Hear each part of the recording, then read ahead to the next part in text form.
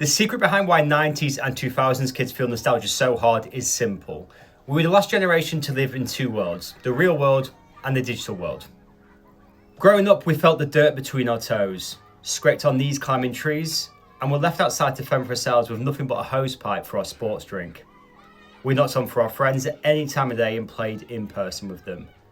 We had real life connections, not likes, not filters, not social media vanity. It wasn't just the movies, the toys, the snacks. Though we loved them all, nostalgia hits us so hard because we lived unplugged and carefree in that moment, free from the chains of the digital world. And this is why the past feels so vivid. It's why nostalgia hits us just so hard. And it's why today's kids will never understand these 17 things we're about to revisit. We didn't realise it, but saying we couldn't wait to grow up was the dumbest thing we have ever said. This is something which I believe is the truest statement of any nostalgia of content out there. I remember being a teenager saying, I can't wait to be older. I can't wait to have my own job. I can't wait to make my own money, have my own car, have my own house. I had no idea, and you don't as a kid, what pressures come along with that journey. And you also don't realise you're living in the best and most purest, carefree moment in life that you're ever going to have. And nobody was there to correct our behaviour. And I don't think we would have even realised it at the time anyway. My 4-year-old said to me recently, I can't wait to be bigger because he wants to be taller. I'm like, mate, no. I'm correcting his behaviour. I'm like, this is the best times of your life and we're going to enjoy it. And we're going to enjoy every single moment. Saying we couldn't wait to grow up is the dumbest thing we've ever said is the truest statement of any nostalgia content out there, 100%. We truly believed our high school friends were lifelong. Just pause with me for a moment, sit here and think about all of your friends. Have a think about how many are actually from high school and hit me in the comment section with the results. Now, it's really, really rare that I ever come across somebody who's got a group of friends still from high school in today's world, 20, 25 years later. I've got 2 people from back home that I still see yearly. Maybe 1 or 2 additionally that I might see every 3 or 4 years. Yes, 3 or 4 years. But at 95% of them, I do not see, do not message, we do not even wish each other a happy birthday on Facebook. We just don't exist to each other anymore. And that's just as a result of getting older. Your careers can take you in different directions. Partners can take you in other directions. I went from the north of the UK to the south of the UK for my partner. And whilst we did believe our high school friends were lifelong, the reality is when you get married and when you have kids and if you start a business, you quickly realise who your real friends are. There's a term that I like to use which is called Friday night beer friends. And once that WhatsApp message stops saying, do you want to go for a beer on Friday? The majority of those people who used to send those messages, you will never hear from again once you start going out on the Friday night. Your gold standard friends are the friends that 1 or 2 maybe from back home that you still will have forever onto your deathbed. And then you've almost got like your everyday social friends, which is usually through work, through business, or through playing five-a-side football or basketball if you're in the US. That's just the reality of what happens when you get older. We're only online in front of a computer. And this one really does hit hard because when you think about today's world of connectivity, we are online all the time. It doesn't matter if you're in bed, on the toilet, in the car, we are constantly connected to the internet and to the digital world. And back then, we're only connected to the internet and we're behind one sacred place, and that was the computer desk. Otherwise, we were effectively ghosts of the world. When our phone died, there was no way to get hold of us. When we contrast that to today's world where if your phone dies, you're basically socially dead. You have people carrying around portable battery chargers all the time and you're making sure you've always charged your phone before you leave the house. The change there is pretty staggering. And yeah, you might sit there watch this thinking, well, yes, the Nokia 3210 battery life lasted 42 years, and it did. But the thing is, we didn't even think about charging our phone before we went out. We just went out, and our parents trusted us enough to get home by ourselves safely. A burn mix CD was a great gift. In today's world, kids create a Spotify playlist and they share it with their friends. And they will never understand the dangers we went to actually download music and share it with our friends. What we used to have to do was go into LimeWire and download music, and with that came a lot of viruses. And the tellings off you got from your parents for breaking the family computer 16 times in 6 months was absolutely monumental. And once we've overcome that hurdle, we then had to figure out how many songs we could actually fit on each blank CD, because you could only have a certain amount of allocated minutes, which meant you had to choose your songs really, really carefully. Now, once you've done that and decorated the front, it was time to give it to your potential romantic partner, because a burn mix CD was the ultimate love letter of the 90s. We left cryptic song lyrics as our aim message. Now, in the 90s and 2000s, we didn't say how we felt. We updated our aim and then basically walked away hoping that somebody would ask us if we were okay. Every emotion had a matching lyric. So if you were going through heartbreak, you might put a Jimmy Eat World or a Dashboard Confidential song up. If you were crushing on somebody, maybe Blink-182. And if you're going through an emotional identity crisis, you might put an Evanescence lyric up. The best way to describe this in today's world is if you go into TikTok, Facebook or Instagram and you might see someone's post where they put annoyed, heartbroken, they just put kind of the words on their stories, whereas back then, to add drama to our lives, we literally put song lyrics for someone else to try and decipher what was actually wrong with us. We had freedom without being recorded. This for me is an absolutely massive one. When we look at today's world, everyone's recording themselves, or everybody might be recording you to get that one viral moment. Whereas all the stupid crap that we did in the 90s and 2000s, which just wasn't recorded, means that we've got no digital footprint of that time. It meant that we were free to act goofy, and just literally be ourselves without having that nervousness that somebody might be recording us and making us go viral online. It's an absolutely huge one, and it's something which, when you look at experiences, when you look at people watching sports, when you look at anything around the world, everybody's got the phone out to capture that moment versus capturing it in their minds. We were the first teens to be with and without social media. As I said right at the start of this video, this is one of the reasons why I feel nostalgia hits us the hardest. It's because we grew up completely without it, sheltered away from any push notifications, sheltered away from pretty much what anybody was thinking about you, and then next minute we had one foot in it. And we literally grew up with the social media. We matured as the social media companies actually matured. And I think before push notifications with MySpace, with Bebo, it was manageable. Again, you were only online in front of the desktop. Then when the apps came along, when the data science came along behind understanding people, how we interact with the algorithms, I feel like social media has gone so far that we are now trying to pull away from it again a little bit. And I'm not slagging on social media. Hey, I'm on social media, I'm a content creator.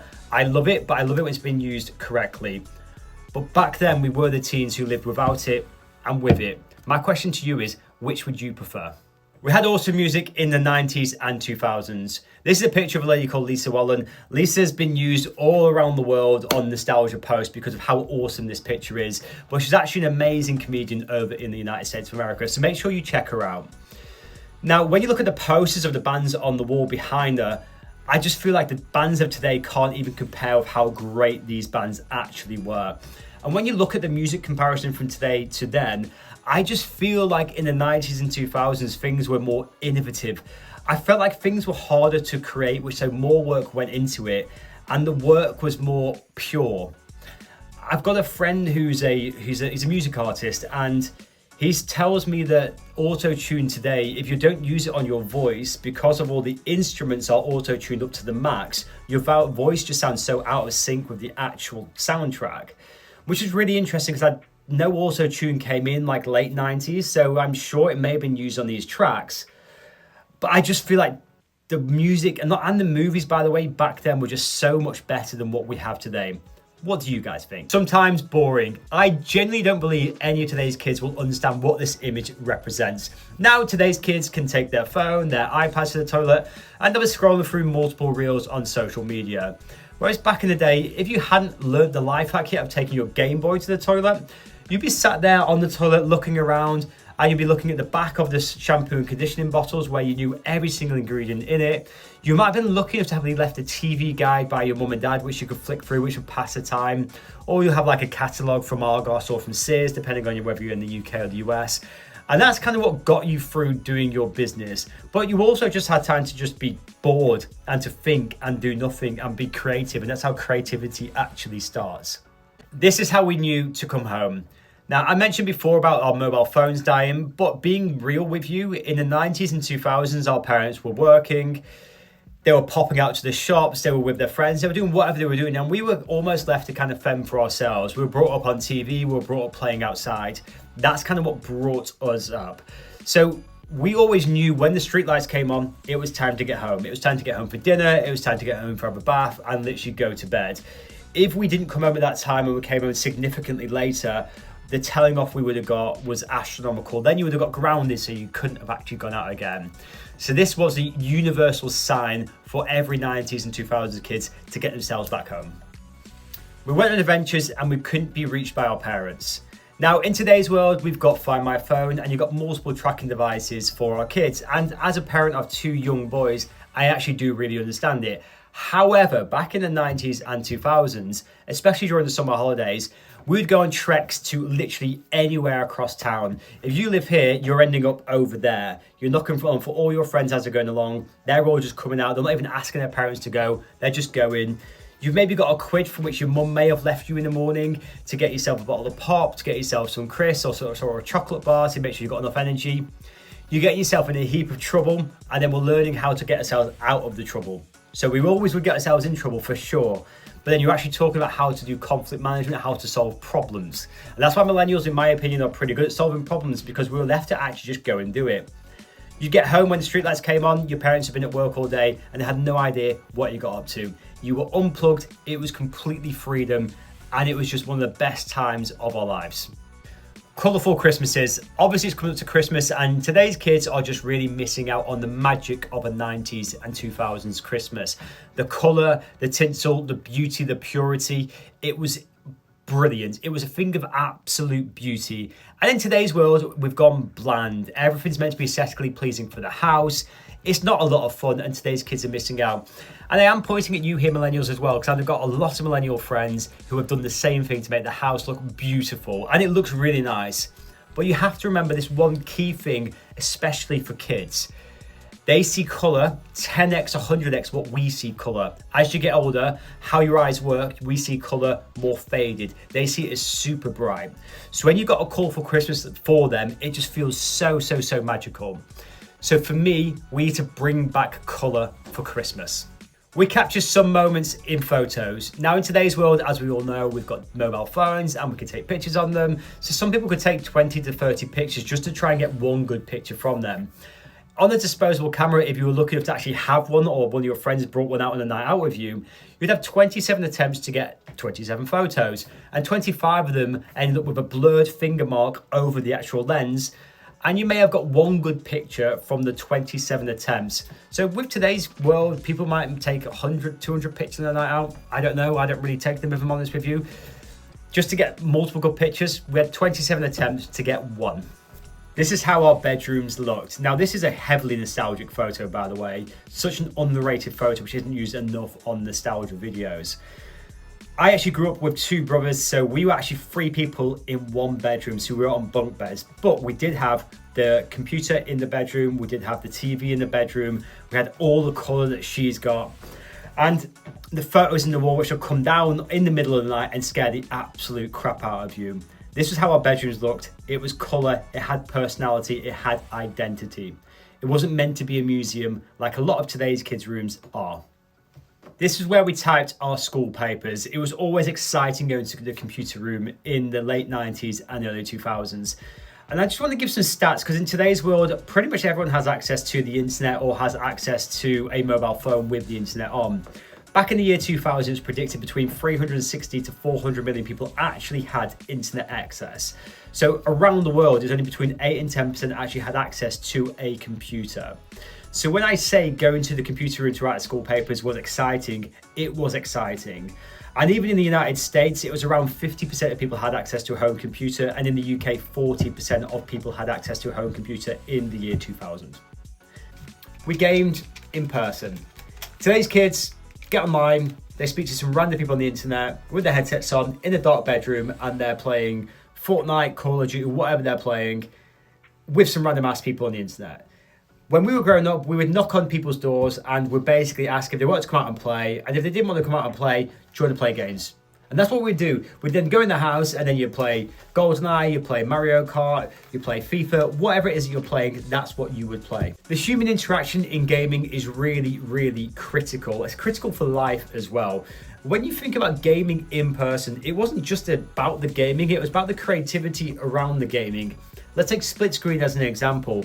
We'd always be peeking at each other's screens because that's what we used to do. So you had to get a piece of cardboard to make a proper split screen. Someone had to go at the bottom, and someone had to go at the top. And that's the only way you made it fair. And then you had the challenge of trying to get a snack from your friend's house, or your friends going to the drawer, maybe asking their parents for a snack for you and your friend. This is all part of the gaming, it's all part of the social interaction. It's learning how to regulate your own emotions when you lose in person, when the other person's gloating, when you want to just literally throw the controller at them. It was all kind of part and parcel of it. It was a magic part of the 90s and 2000s, something which I hope in the future kids do more of. We grew up barefoot, scraped knees, burned CDs and disposable cameras. We played outside until the streetlights came on. We knocked on our friends' doors at any times, and we had friendships which weren't measured in likes or followers. Today's kids have their hands in their pockets. They'll never truly understand what it felt like to unplug, to live in the moment and not behind the screen. That's why nostalgia hits us so hard. It's why these 17 things belong to our generation. So tell me, which of these do you remember? Don't forget to like, comment and share to our fellow 90s and 2000s kids. And let's relive all of these moments together.